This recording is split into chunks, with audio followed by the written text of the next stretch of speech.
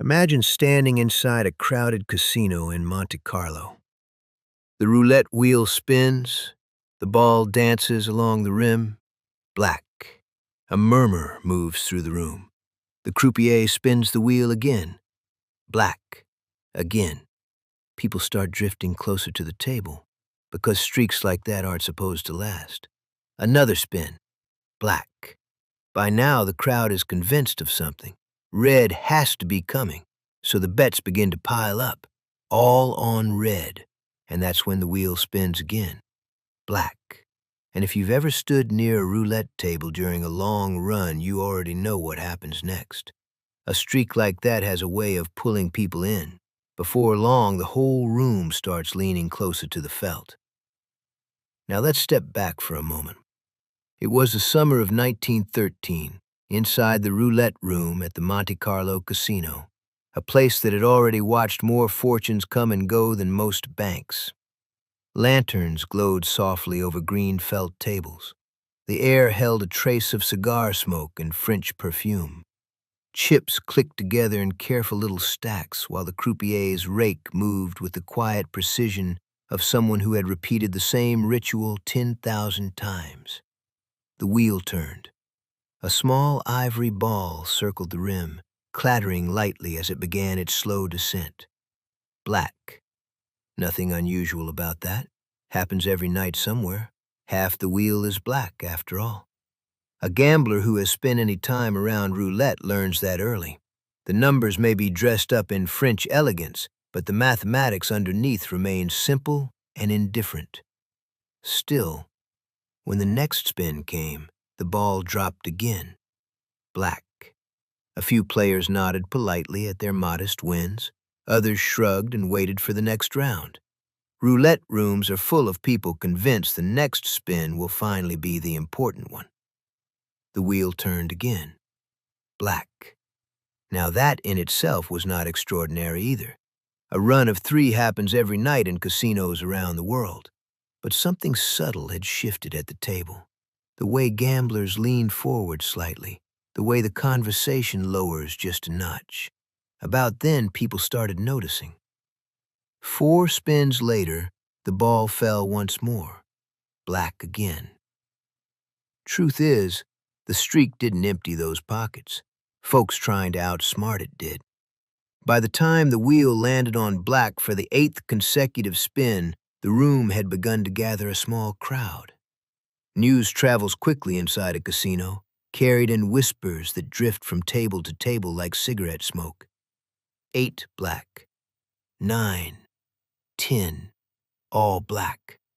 Now a curious tension crept through the room. At a quiet table nearby, someone laughed nervously and pushed a few chips onto red. A simple wager, even odds. 1 spin and the streak would surely end. At least that was the theory. The wheel spun. The ball bounced. Black. You could almost hear the gears turning in the minds around the table. Because the central question, the one that would quietly drive the madness of the next hour, was simple enough for anyone to understand. How long can something like this possibly continue? A roulette wheel doesn't keep a diary. It doesn't remember what happened 5 minutes ago. It just spins and lets the ball fall where it may. Each drop into a numbered pocket is simply chance working through its quiet arithmetic. But people rarely experience probability that way. Gamblers start seeing patterns the same way folks see faces in clouds. And that night in Monte Carlo, the pattern had become impossible to ignore. Black. 11. Black. 12. Now the mood shifted from curiosity to disbelief. A few of the early winners were quietly collecting their chips and stepping back from the table. There's a peculiar instinct among seasoned gamblers, the sense that when a thing grows too strange, it may be wise to watch from a distance. But others started easing a little closer, because now a different idea had taken hold. Red was overdue. You could see it in the way players leaned over the felt, in the quiet urgency of hands pushing chips forward. Red. Red again. Pretty soon, nothing but red. With just about every chip on that table sitting on red, folks were convinced that the universe itself was about to correct a mistake. After all, how many times could black possibly appear in a row? The wheel spun. Black. Somewhere in the room, a man exhaled sharply. 13. By the 14th spin, the table had filled 3 rows deep. People who had never played roulette in their lives were now pressing forward to watch what had begun to feel like something historic. And money, real money, was starting to gather on the red side of the layout. The logic seemed perfectly sound in the moment. Black had appeared 14 times. The odds of another black must be shrinking rapidly. That is the quiet little trap known as the gambler's fallacy, the belief that past results somehow influence the future. An old mistake gamblers make, the feeling that the wheel somehow owes them a different answer. And in the moment, it makes perfect sense. That's the dangerous part. The wheel spun again. Black. 15. Now the room stirred in a way casinos rarely allow themselves to show. Even the croupiers, men trained to remain professionally indifferent, were beginning to exchange quick glances. Because roulette streaks happen. But 15? That was beginning to feel unnatural. On the 16th spin, the wagers on red grew heavier. A few players doubled their bets, pushing their chips forward like they were trying to shove luck across the table. Some tripled. After all, the longer the streak lasted, the more certain its end appeared. Black. 17. About then, the mood in that room started turning sideways. One man reportedly slammed his hand on the table, demanding that the wheel be inspected. Another insisted the croupier must be favoring black somehow. But the wheel continued spinning with quiet, mechanical grace, just as it always had. Each time, the croupier's voice would ring out, Noir. Black. 18. Black. 19. Black. Now desperation crept in. The betting stopped looking confident and started looking nervous. If you've ever watched a crowd convince itself of something, you can probably picture that table by now.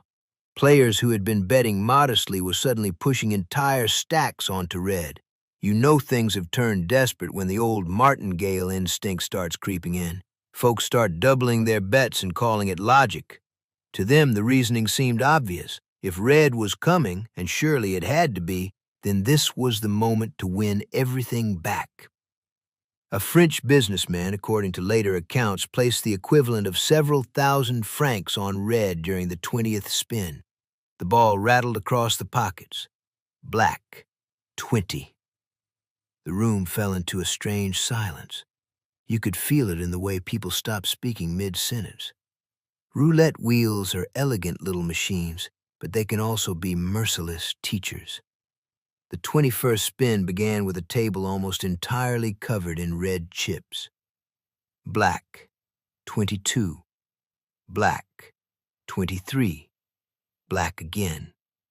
Now the streak had taken on a life of its own. By then it stopped being about the odds of a red pocket. Folks just wanted to be standing there when the streak finally snapped. Every spin felt like standing beside a lightning strike waiting for thunder. 24. Black.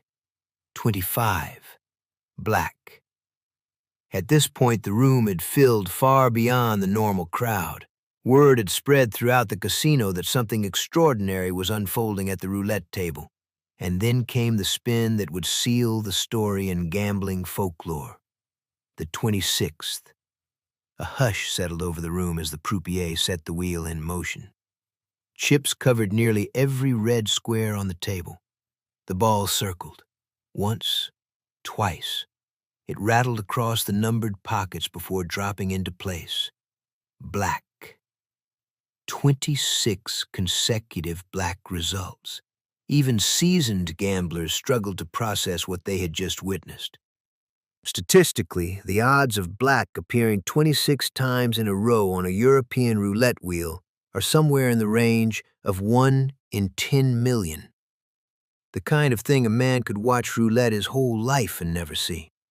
If a fella had started with one lonely dollar and doubled it every time black came up, he'd be looking at something north of $67 million. But nobody was betting on black. Not a soul. Just about everyone at that table was betting that the streak had to end. And yet there it was, the ball sitting quietly in the black pocket like any other result. Truth is, the black streak didn't ruin anyone that night. The chasing did that. For 26 spins, people kept trying to talk that wheel out of landing on black. Again and again, they placed their money on red, convinced the streak had gone too far to continue. And every time the ball landed on black, the table swallowed another pile of chips. The exact figure of how much was lost depends on who you ask, but by most accounts, millions of francs changed hands that evening. Roulette's got a habit of teaching lessons people didn't realize they signed up for. Rare events aren't what cost people money. It's the assumptions wrapped around them. Eventually, the streak did end, as all streaks do. The wheel turned, the ball dropped, and red finally appeared like a long-delayed guest. When that happened, a cheer went up that supposedly echoed all the way to the harbor. People were hugging, they were weeping, but for most of them, it was a hollow victory. Many who had chased the correction were long out of chips, and the few who were lucky had already lost fortunes chasing the streak just to claw back a fraction on that final, lonely red. The damage had already been done, and the story of that night began drifting from casino to casino until it became a legend of the felt. What's interesting is how the casino world quietly learned from that moment. If you walk into a casino today, anywhere from Macau to the Gulf Coast, you'll see something that wasn't there in 1913. Electronic boards mounted above the tables. They display the last several results, sometimes the previous 10 spins, sometimes 20. Rows of black and red numbers blinking in neat little columns. The boards appear harmless, informational, perhaps even helpful. But anyone who understands the psychology of gamblers recognizes something familiar in those glowing histories. They encourage players to look for patterns. A row of black numbers might tempt someone to bet on red. A stretch of red might inspire a wager on black. It's the same instinct that filled the Monte Carlo table in 1913. The feeling that things ought to balance out sooner or later, and that the correction might arrive on the very next spin. Casinos never have to say a word about it. The board does the talking. They simply display the past and allow chance to do the rest. I once watched a man in a small Riverboat casino stare at one of those history boards for nearly 15 minutes. 9 reds in a row. He waited through 2 spins before finally placing a careful stack of chips on black. The wheel turned. Red again. The man nodded slowly as though the wheel had personally insulted him. I imagine he was doing the math again and not liking the answer. Roulette has a peculiar way of humbling people like that, because the wheel doesn't argue with anybody, doesn't explain itself either, and it certainly doesn't remember. That lesson has been repeating itself quietly ever since that strange night in Monte Carlo more than a century ago, when the ball found black 26 times in a row and gamblers discovered, at considerable expense, that probability has no obligation to behave politely. The wheel simply spins. The ball simply falls. And somewhere in the room, someone is always convinced the next result must finally make things right. They look at that board like it's a map instead of seeing what it really is, a graveyard full of guesses. But they still do the math in their head, hoping things will balance out. The wheel, of course, has never heard that argument before.